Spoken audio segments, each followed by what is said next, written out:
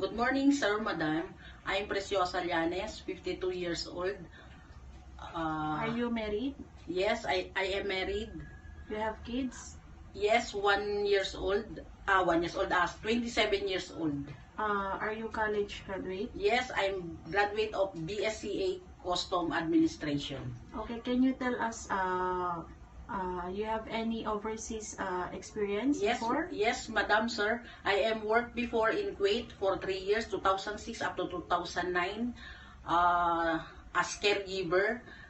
In China, take care baby 1 year and 7 months, cook and clean. And here in Macau, take care 5 dogs, cook and clean. Are you hardworking? Yes, I'm hardworking, honest, trustworthy.